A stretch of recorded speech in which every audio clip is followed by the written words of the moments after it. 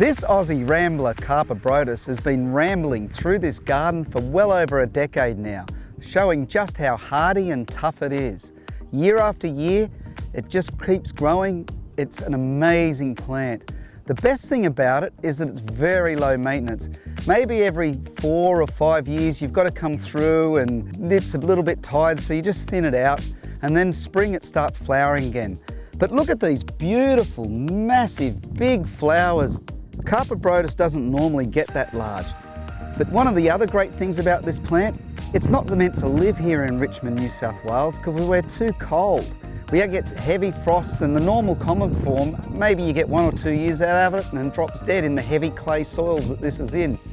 And we had years and years, 2 and a bit years of really, really wet rain, absolutely saturating this soil, flooding all around here, yet this thing is still going strong. It's an amazing plant. I think for subdivisions, for roadsides, for large areas, it's probably one of the lowest cost plant.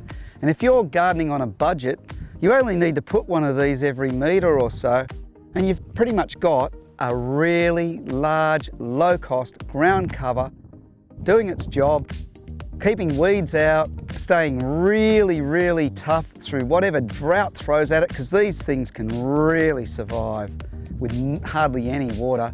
They love sandy soils, but we've even had this one live in Canberra, which is unheard of for a Carpobrotus.